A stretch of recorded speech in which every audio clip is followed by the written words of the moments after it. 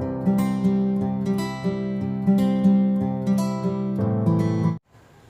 Students, welcome back. तो आज हमें आगे पढ़ना है क्लास 9 साइंस में सेल। ठीक है, सेल जो चैप्टर था हमने बड़ा दिल लगा के पढ़ने की कोशिश की, एक ही लेक्चर हुआ है, बट आज जो है आज हमें एक एनिमेटेड वीडियो के थ्रू इसको समझने की कोशिश करेंगे कि सेल में क्या क्या कंपोनेंट होते हैं। ठीक है, अब सेल में कंपोनेंट भी आगे सर चलो बताता हूँ मैं कि अगर आपके पास कोई भी ऑर्गेनिज्म, जैसे मैं एक लिविंग ऑर्गेनिज्म हूँ, तो मैं भी क्या हूँ, एक बेसिक फंडामेंटल यूनिट से बना हुआ हूँ जिसका नाम क्या देंगे आप, सेल। ठीक है, उसका नाम क्या देंगे, सेल। अब सेल के अंदर भी कंपोनेंट्स होते हैं, ठीक है, जिनको हम ऑर्गेनेल्स कहते हैं। और वो ऑर्गेनल जैसे डिफरेंट डिफरेंट सेल्स का काम मैंने बोला था ना, डिफरेंट काम होता है। जैसे फॉर एन एग्जांपल आपके ब्रेन में जो सेल्स पाई जाती है वो डिफरेंट होती है जो सेल्स आपके हार्ट में प्रेजेंट होती है। ये ना कहना दिल में वो है और दिमाग में कुछ और, वो नहीं, वो अलग चीज है। तो ब्रेन में आपकी जो सेल्स होते हैं, न्यूरॉन होते हैं, ठीक है, हार्ट में जो होते हैं वो आपकी अलग सेल्स होती है। ठीक, तो इनकी जो फंक्शनिंग है वो भी क्या होती है, अलग अलग होती है। बोन सेल्स की अलग होती है, ठीक है, मस्कुलर सेल्स की अलग होती है। तो different different cells different different functioning करती है, उनकी अपनी तरीके की एक तरीके की कैरेक्टरिस्टिक्स होती है। कुछ ऐसी सेल्स होती है जो शेप बदल सकती है, जैसे अमीबा वगैरह है। कुछ ऐसे सेल होते हैं जो शेप नहीं बदल सकती, जैसे न्यूरॉन जो है वो एक तरीके की सेल है। नर्व सेल जो होती है वो एक सेल है जो कि अपनी जो शेप है उसको चेंज नहीं कर सकती। तो डिफरेंट डिफरेंट सेल्स की अपनी अपनी तरीके की फंक्शनिंग है जो वो कर सकती है। ठीक है, तो जो सेल्स को हम बेसिकली डिवाइड करते हैं वो दो पार्ट में डिवाइड करते हैं, that is plant cell and animal cell. ठीक है, तो जो सबसे पहला वाला पार्ट होता है, क्या होता है कि जो आउटर कवरिंग होती है, जो आपकी प्लांट सेल और एनिमल सेल होती है, सेल की आउटर कवरिंग होती है जिसको हम प्लाज्मा मेम्ब्रेन बोलते हैं, सिलेक्टिव प्लाज्मा मेम्ब्रेन बोलते हैं, जिसका काम क्या होता है, कुछ सिलेक्टिव कंपोनेंट ही सेल के अंदर आ सकते हैं। जैसे for example if this is a cell, ठीक है, सपोज यहाँ ऑर्गेनेल्स प्रेजेंट है, ठीक, तो ये ऑर्गेनेल्स है यहाँ पर प्रेजेंट है। अब क्या होता है, ये जो आउटर कवरिंग है इसको हम क्या बोलते हैं, प्लाज्मा मेम्ब्रेन और सेल मेम्ब्रेन। ये प्लांट्स में प्रेजेंट होती है, ठीक है, प्लांट्स में प्रेजेंट होती है, सेल्यूलोज से बनी होती है, और जो नॉर्मल सेल्स होती है उसमें एब्सेंट होती है। मोस्टली ह्यूमन सेल्स में, एनिमल सेल्स में एब्सेंट होती है। ठीक है, बट ये जो मेम्ब्रेन होती है इसका काम क्या है, सेल वॉल की बात कर रहे हैं। देखो दो चीजें हैं, कंफ्यूज मत हो जाना। दिस इज प्लाज्मा मेम्ब्रेन, ठीक है, और cell wall. Cell wall is different thing. Cell wall किस में प्रेजेंट होती है, ओनली प्लांट सेल में होती है, और किससे बनी होती है, सेल्यूलोज से बनी होती है। ठीक है, एनिमल सेल में सेल वॉल एब्सेंट होती है। ठीक है, प्लाज्मा मेम्ब्रेन सब में प्रेजेंट है। प्लाज्मा मेम्ब्रेन एक सिलेक्टिव परमेबल मेम्ब्रेन है जो कुछ ही कंपाउंड को, अब भाई ऑब्वियस सी बात है, एक सेल है, अब वो सेल मान लो कि जैसे अब हम ही हैं, अब मैं पानी में डूब जाऊं, सारा पानी मेरे शरीर के अंदर घुस जाए, ऐसा तो होगा नहीं। ऐसे सिमिलरली ये जो मेम्ब्रेन है ये सिलेक्टिव कंपोनेंट्स को ही सेल के अंदर आने देती है और सेल से बाहर जाने देती है। जैसे जो उसका ट्रांसपोर्ट ऑफ फूड होगा, किसी कंट्री में कुछ ही चीजें आ सकती है, कुछ ही चीजें जा सकती है, उस टाइप की ये आपकी मेम्ब्रेन है। ठीक है, जैसे कि अब CO2 की जरूरत होती है सेल को, वाटर की रिक्वायरमेंट होती है सेल को, तो डिफ्यूजन के थ्रू वो चला जाता है। डिफ्यूजन हम पढ़ चुके हैं। डिफ्यूजन में मैं सिर्फ आपको एक छोटा सा पॉइंट बता, डिफ्यूजन में जो सोल्यूट है, सोल्यूट मूव करता है कहाँ, from higher concentration to lower concentration. ठीक है, और एक टर्म और होती है that is your osmosis. Osmosis में सोलवेंट मूव करता है। सोलवेंट कहां से कहां मूव करता है, सोलवेंट मूव करता है। अगर सोलवेंट की कंसंट्रेशन बोलोगे, मैंने पिछली वीडियो में बोला है वो सोलवेंट की कंसंट्रेशन, अगर सोलवेंट की कंसंट्रेशन बोलोगे यानी सोलवेंट को देखोगे तो सोलवेंट प्योर से इम्प्योर की तरफ जाएगा। और अदरवाइज अगर आप in terms of solute concentration बोलोगे, अगर सोल्यूट कंसंट्रेशन की बात करें तो कहां से कहां मूव करता है, from low concentration to high concentration of solute. दिमाग में टर्म को बिठा लो इसे, मैंने क्वेश्चन पहले भी कराया है, कई बार क्या होता है गड़बड़ हो जाती है। क्यों गड़बड़ हो जाती है? क्योंकि देखो डिफ्यूजन में सोल्यूट मूव करता है अपनी higher concentration to lower concentration. Osmosis में सोलवेंट मूव करता है अपनी, अगर सोलवेंट को देखोगे ना टोटल, तो सोलवेंट अपनी कंसंट्रेशन, जिसमें जैसे कि सोल्यूट की अपनी, सोलवेंट की अपनी कंसंट्रेशन ज्यादा होने का मतलब क्या है? सोल्यूट की कंसंट्रेशन लो है। तो यानी आप कहोगे सोल्यूट के टर्म में कि solvent move from lower concentration of solute to the higher concentration of solute. अच्छा, इसकी जरूरत क्या पड़ती है? जब वाटर ट्रांसफर होता है, वाटर एक सॉल्वेंट है, तो वाटर जब ट्रांसफर होता है, मान लो कि वाटर को अंदर जाना, अब यहाँ क्या है? वाटर की कंसंट्रेशन लो, सॉरी सोल्यूट की कंसंट्रेशन लो है, यानी कि that means high amount of water, high amount of water present है। अंदर क्या है? कंसंट्रेशन हाई, किसी कंसंट्रेशन? सोल्यूट की, ठीक है, यानी कि लो वाटर, वाटर का हम H2O दिखा रहे हैं, लो वाटर कंसंट्रेशन है। तो यहां पर ये मेम्ब्रेन है, मेम्ब्रेन के थ्रू ट्रांसफर हो जाता है, मेम्ब्रेन के थ्रू ये वाटर क्या होता है? ट्रांसफर हो जाता है, ठीक है, इनटू द सेल। तो यही जो ट्रांसफर होता है, इसी को हम क्या बोल देते हैं यहाँ पर? ऑस्मोसिस। ऑस्मोसिस और डिफ्यूजन में एक सिंपल सा फर्क है। डिफ्यूजन कैसा है कि ये पानी है, ये 2 बूंदों वाला उजाला पानी में डाला और पूरा पानी नीला कर डाला, this is your diffusion. And what is osmosis? Osmosis का मतलब होता है कि एक मेम्ब्रेन है, सपोज दिस इज योर किशमिश, और इसको आपने किस में रख दिया? वाटर में रख दिया, वाटर में, और ये कब है? चंदनिया, यानी रात को। अब सुबह उठ कर देखा, अरे दादा बड़ा हो गया, फूल गया, मोटा ताजा हो गया, किसमिस, ठीक है, सुबह हो गई माँ, किसमिस सुबह फूल गई, ठीक है। तो ये क्या हो जाता है? इसमें वाटर ट्रांसपोर्ट हो गया इनसाइड। कैसे ट्रांसपोर्ट हुआ? From this membrane. अब वाटर प्योर था, अंदर वाटर कम है, यानी कि यहाँ पर लो कंसंट्रेशन ऑफ क्या है? सोल्यूट, और अंदर क्या है? हाई कंसंट्रेशन ऑफ सोल्यूट, ठीक है।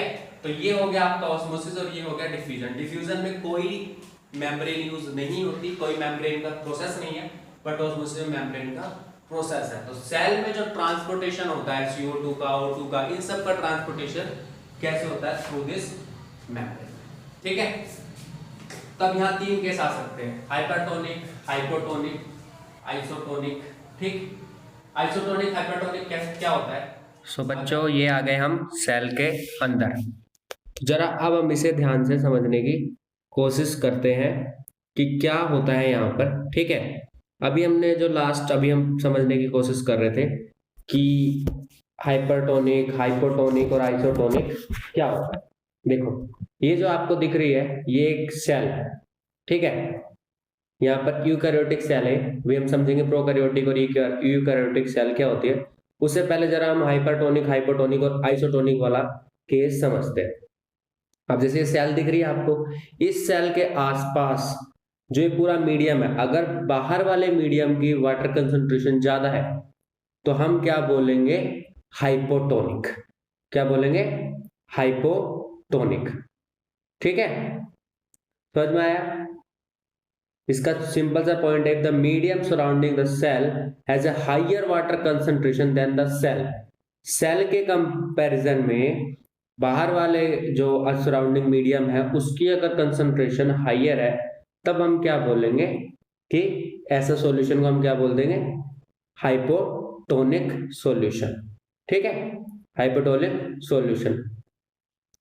नेक्स्ट आता था, मैंने जो बताया था आपको कि अगर दोनों ही तरफ कंसंट्रेशन सेम है, मतलब सेल के अंदर भी सेल के बाहर भी, तो उसे हम क्या बोल देंगे? Isotonic solution.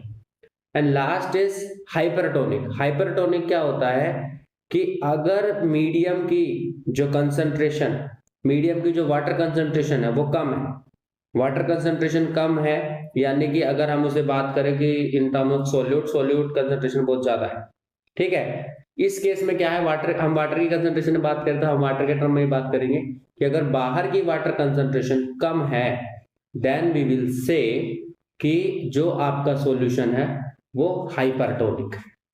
ठीक है, कैसा हो जाएगा? हाइपरटोनिक।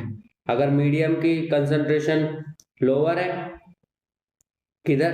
बाहर, सॉरी, मीडियम की कंसंट्रेशन लोअर है बाहर, तो हम उसे क्या बोल देंगे? हाइपरटोनिक। अगर बाहर हाइयर है वाटर कंसंट्रेशन तो क्या बोल देंगे? हाइपोटोनिक। और अगर एग्जैक्टली सेम है तो क्या बोल देंगे? आइसोटोनिक।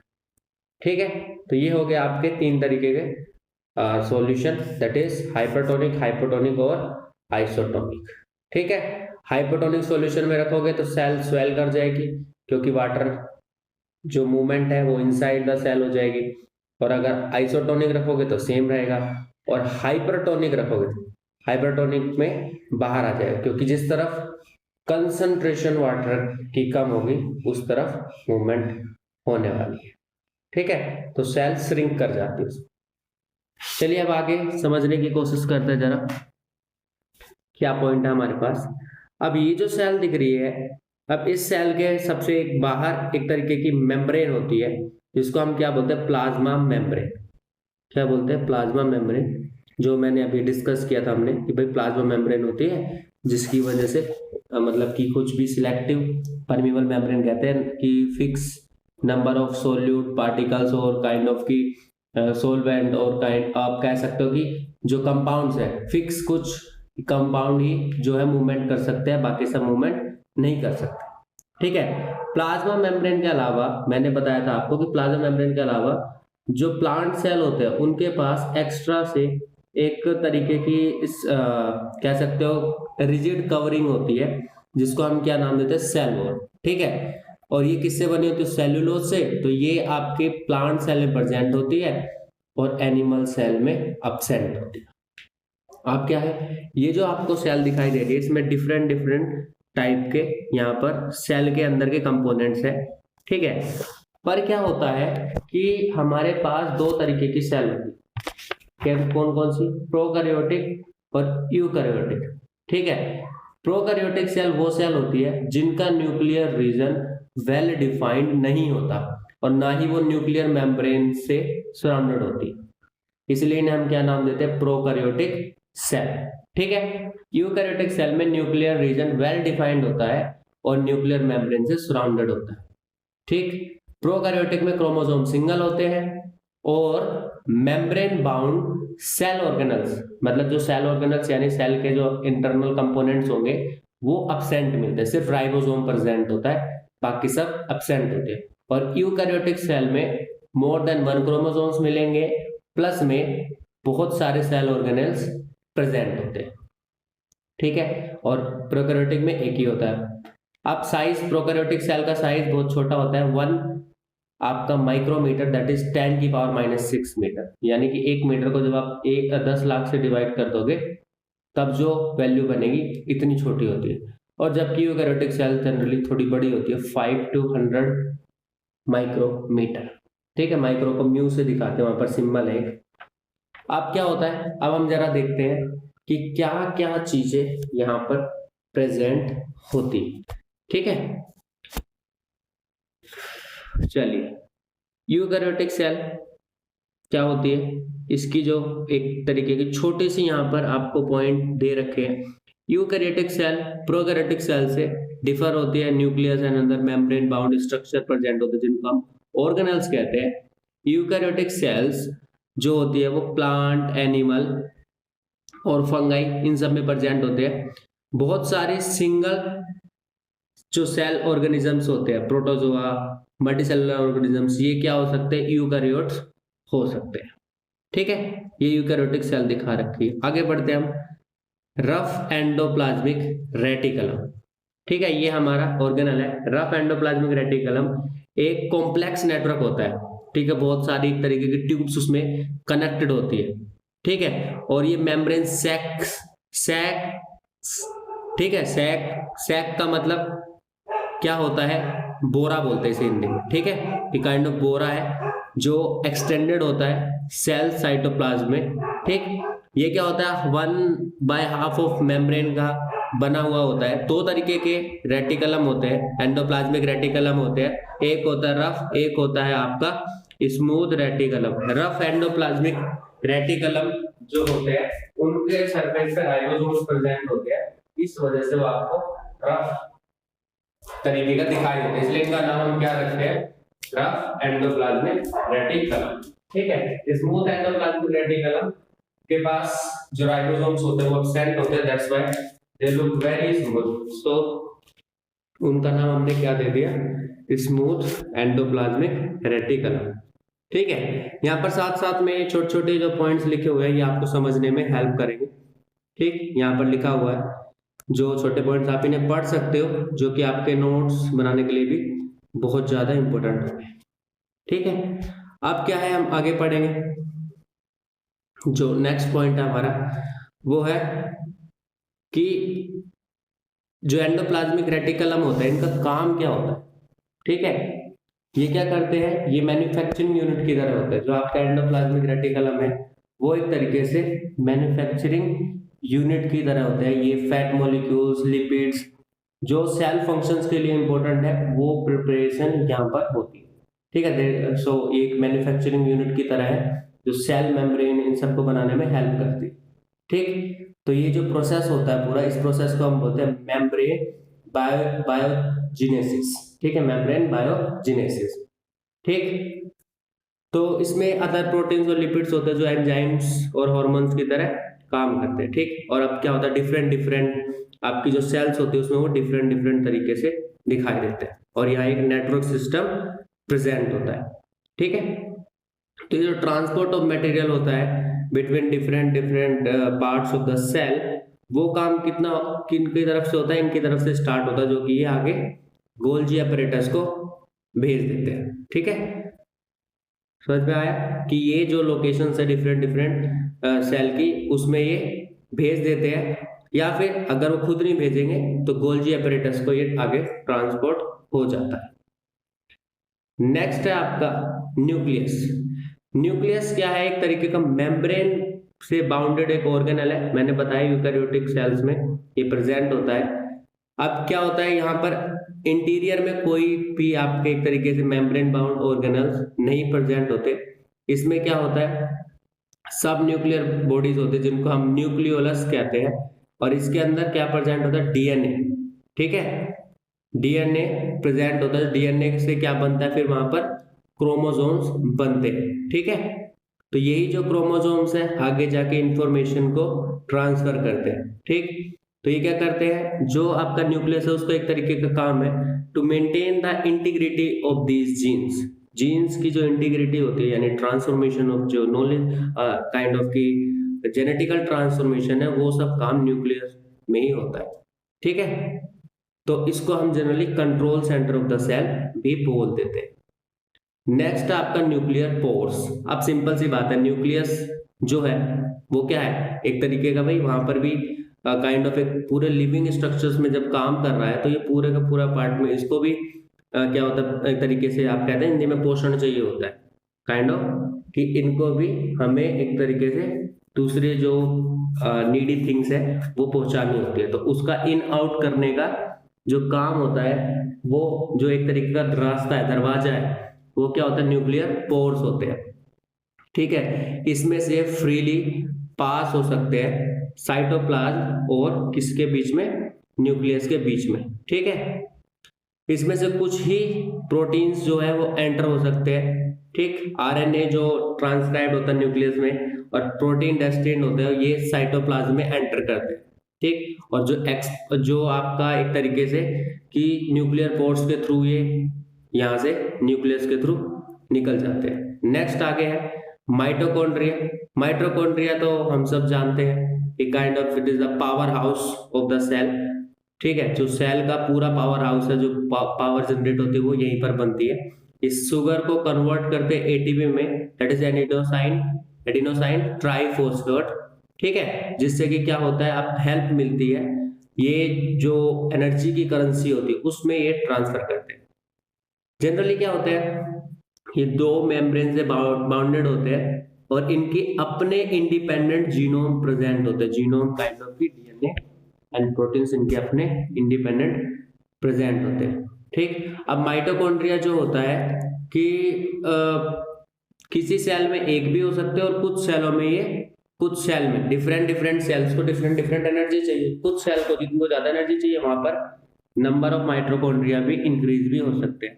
कईयों में एक माइटोकॉन्ड्रिया होता है, कईयों में several thousands of mitochondria present होते हैं। ठीक है, that is mitochondria. Next is cytoplasm. तो साइटोप्लाज्म क्या है, काइंड ऑफ की एक जिलेटिन लाइक का सब्सटेंस होता है, सेमी फ्लूइड, यानी कंप्लीट फ्लूइड की तरह नहीं बिहेव करता। ये एक तरीके से वाटर जैसे फ्लूइड होता है उस तरीके का दिखता है। ठीक, इसके अंदर क्या होता है, ये सेल के लिए एक तरीके से जैसे हम कुशन लगा के बैठते हैं ना, सो दैट कि हमें थोड़ा सा आराम हो, उस तरीके से ये काम करता है और सारे ऑर्गेनल्स को सपोर्ट करता है। ठीक, और जो पूरी की पूरी सेल मेम्ब्रेन होते हैं उसको, ये सेल मेम्ब्रेन के अंदर का एरिया होता है, जो भी एम्प्टी पार्ट होता है उसको ये ऑक्यूपाई करके रखता है। साइटोप्लाज्म मोस्टली जो होता है वाटर से बना होता है। अभी तक इसकी जो मेन फंक्शंस है वो क्या है कि ये एक तरीके से हेल्प करता है किस चीज में, कि जो ऑर्गेनल्स है उनको सपोर्ट प्रोवाइड करता है। ठीक है, और जितने भी कॉम्प्लेक्स मेटाबॉलिक एंजाइम्स है उनकी कंसंट्रेशन भी इसमें प्रेजेंट होती है मोस्टली। Next, chromosomes. तो क्रोमोसोम्स जो होते हैं वो एक तरीके के आपके स्टोरेज होते हैं। किसका स्टोरेज होता है, जब डीएनए, जब सेल डिवीजन होता है तो डीएनए खुद को एक तरीके से कंप्रेस करता है। जो डीएनए है कंप्रेस करता है 1/10,000 टाइम्स। ठीक है, क्या करता है, कंप्रेस करता है, और इस कंप्रेसिंग की वजह से एक तरीके से ये क्रोमोसोम्स प्रिपेयर होते हैं। ठीक है, जो क्रोमोसोम्स होते हैं ये जो एक तरीके से काइंड ऑफ के ट्रांसफॉर्मेशन होते हैं किसके, जेनेटिकल इंफॉर्मेशन के, फ्रॉम पेरेंट टू जो भी आगे जाके प्रोजेनी बनेगी, यानी कि एक पेरेंट सेल होती है उससे डिवाइड होके आपके सेल्स बनती है। ठीक है, तो ये डॉटर सेल भी बोल देते हैं उसे हम। ये क्या होता है, एक तरीके से इंफॉर्मेशन ट्रांसफर, जैसे हम बिल्डिंग कहते हैं ना कि हमें जैसे एक काइंड ऑफ की फोटोकॉपी करनी है, फोटोकॉपी करने के लिए हम यूज करते हैं किसका, ओरिजिनल कॉपी का। तो वो एक तरीके की उसकी जो कंप्लीट कॉपी जो होती है, ट्रांसफॉर्मेशन होती है जेनेटिक्स की, जो ट्रांसफॉर्म होता है जैसे ह्यूमन टू ह्यूमन बनता है, वो किस में स्टोर्ड होता है, क्रोमोसोम्स में स्टोर्ड होता है। नेक्स्ट है आपके जो न्यूक्लियर मेम्ब्रेन। न्यूक्लियर मेम्ब्रेन में दो लिपिड लेयर्स प्रेजेंट होते हैं, बाइलेयर जिसे हम बोलते हैं, इनर न्यूक्लियर मेम्ब्रेन और आउटर न्यूक्लियर मेम्ब्रेन। आउट, ये जो न्यूक्लियर मेम्ब्रेन होता है इसका काम होता है न्यूक्लियस को, न्यूक्लियस में जो न्यूक्लियोलस है उसको पूरे को, जो रेस्ट ऑफ द सेल के कंटेंट है, ऑर्गेनल्स है, उसको सेपरेट आउट करना। ठीक है, इसमें क्या होता है, न्यूक्लियर मेम्ब्रेन में स्पेशलाइज्ड प्रोटीन एक तरीके से पोर्स प्रेजेंट होते हैं। पोर्स मतलब कि एक काइंड ऑफ आप कहते हैं ना पाइपलाइन प्रेजेंट होती है, एक जगह से दूसरी जगह वाटर ट्रांसप्लांट करते हैं। सिमिलरली इसमें एक न्यूक्लियर जो पोर्स प्रेजेंट होते हैं जिन्हें हम न्यूक्लियर पोर्स बोलते हैं, जो एक स्पेसिफिक डोरवेज की तरह काम करते हैं, जो कि कुछ स्पेशल सब्सटेंसेस को ही परमिट करते हैं to enter the nucleus. Nucleus के अंदर एंटर करने के लिए उनको इन्हीं न्यूक्लियर पोर्स के थ्रू होकर जाना पड़ता है। ठीक है, तो ये आपका एक न्यूक्लियर मेम्ब्रेन। सेंट्रियोल्स जो होते हैं वो इंपॉर्टेंट रोल प्ले करते हैं सेल डिवीजन में, जिसे हम माइटोसिस कहते हैं। ये जो न्यूक्लियस की लोकेशन होती है उसमें भी इनका एक इंपॉर्टेंट रोल होता है। जनरली ये एनिमल सेल में और फंगाई में एब्सेंट होते हैं। ठीक है, सॉरी, प्लांट सेल और फंगाई में एब्सेंट होते हैं, और एनिमल सेल में, most of the animal cells में ये प्रेजेंट होते हैं। ठीक है, इनका जो मेन काम होता है वो क्या होता है कि जब सेल डिवीजन होता है उसमें इनका जो काम हो गया कि जो न्यूक्लियस की एडजस्टमेंट होती है, न्यूक्लियस की जो पोजीशन होती है वो जो स्पेसिफिकली पॉइंट आउट करनी होती है, जो बनानी होती है, वो कौन हेल्प करता है आपको, इस सेंट्रियोल से हेल्प करते हैं। ठीक है, जो न्यूक्लियस की जैसे पूरी सेल बन रही है उसमें न्यूक्लियस कहाँ प्रेजेंट होगा, उसमें सेंट्रियोल्स का बहुत इंपॉर्टेंट रोल होता है। ठीक है, नेक्स्ट आपके lysosomes, they are special sac like structure. Sac like structure kind of क्या हम कहना चाह रहे हैं कि इनका जैसे बोरा होता है, सैक मतलब बोरा, खोखले होते हैं अंदर से, उस टाइप के स्ट्रक्चर्स होते हैं। खोखले नहीं, कहने का मतलब है कि सैक बोरे टाइप के स्ट्रक्चर होता है। कि जैसे आपका बोरा होता है उसमें आप सामान स्टोर करते हो, उसी टाइप का। लाइसोसोम का काम क्या होता है, इस सेल को क्लीन रखते हैं, ये डाइजेस्ट करते हैं फॉरन जो भी कोई अगर इनके ऊपर अटैक होता है या फिर जो भी सेल के ऑर्गेनल्स होते हैं, ठीक है, फॉरेन मटेरियल्स जो भी आते हैं उनको ये एक तरीके से डाइजेस्ट करते हैं। ठीक, बैक्टीरिया, जैसे बैक्टीरिया हो गए, ये सब क्या करते हैं, अटैक करते हैं, इनको भी ये मार देते हैं। और जो ओल्ड ऑर्गेनल्स है उन वो भी लाइसोसोम्स में ही एंड होते हैं। अब जो लाइसोसोम्स है वो क्या होते हैं, इनके अंदर बहुत सारे स्पेशल टाइप के डाइजेस्टिव एंजाइम प्रेजेंट होते हैं जो कि सारे के सारे ऑर्गेनिक मटेरियल्स को क्या कर सकता है, एक तरीके से डाइजेस्ट कर सकता है।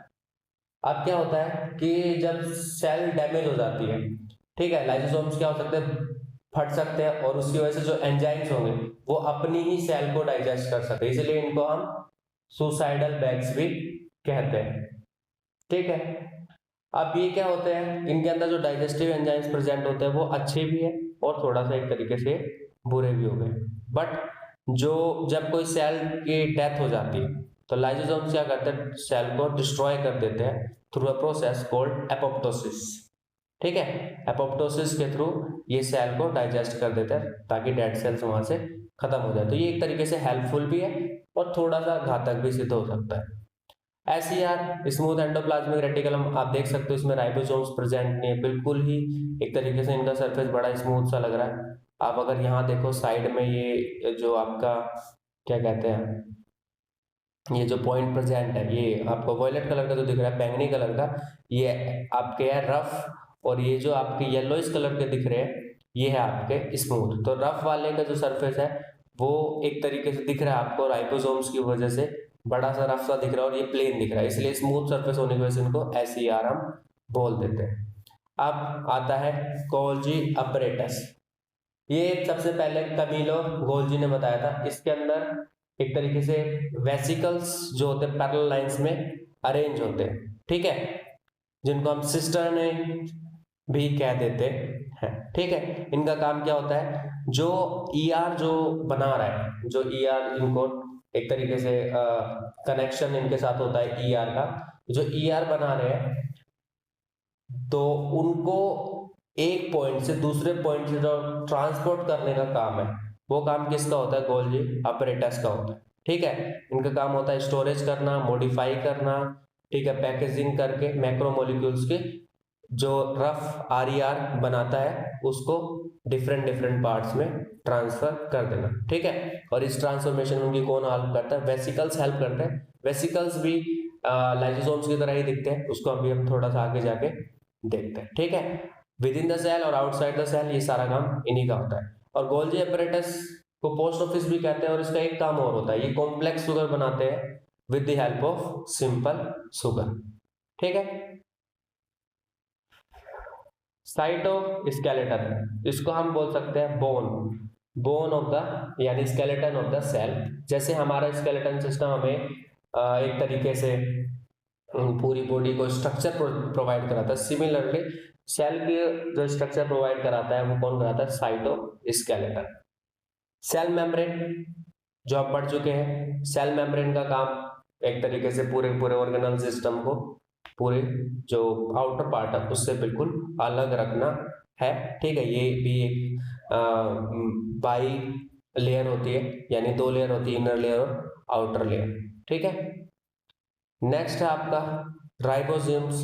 राइबोसोम्स जो होते हैं एक तरीके से एक काइंड ऑफ मशीन्स है जिनका काम क्या होता है, सिंथेसाइज करना।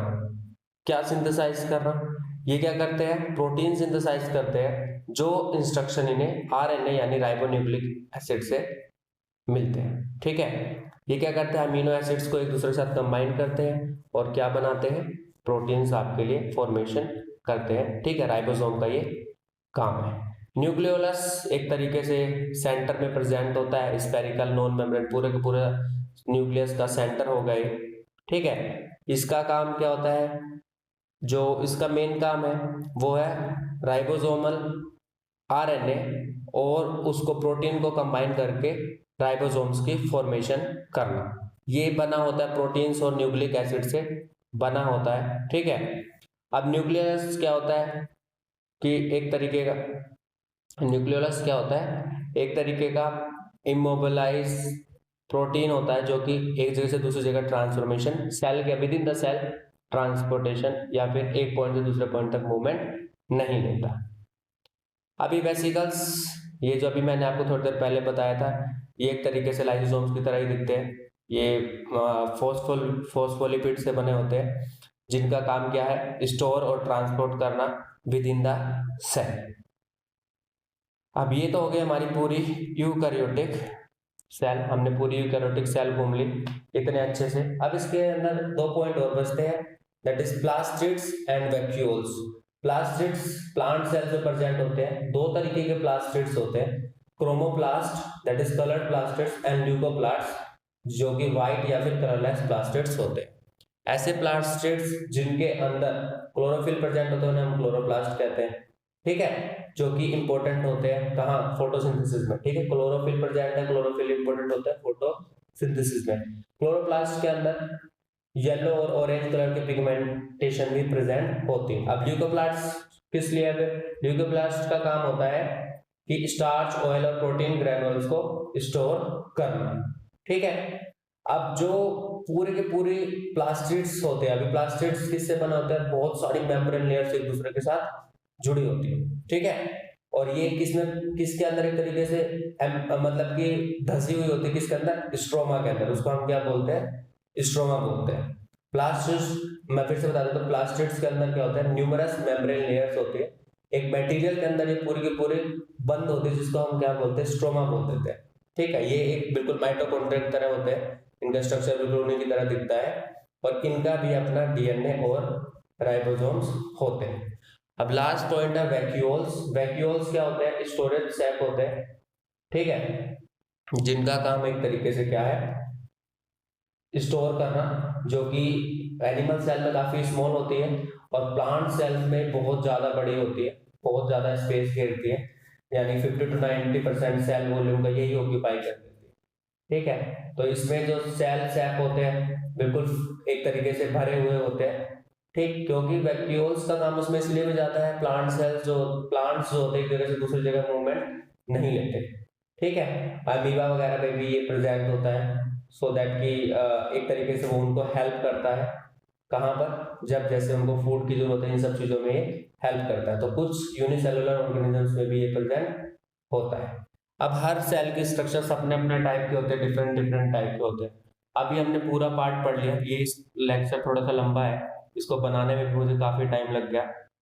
होप सो आपको ये वीडियो पसंद आई हो, समझ आई हो, मेरे को बड़ी मेहनत लगी है तो बताना आप सबको ये कैसी लगी वीडियो। आगे मैं और कोशिश करूंगा कि इसी तरीके का आपको 3D स्ट्रक्चर्स प्रोवाइड करके चीजें समझाई जाए, सो दैट कि आपकी अंडरस्टैंडिंग ज्यादा बढ़े। तो मिलते हैं आप नेक्स्ट वीडियो में।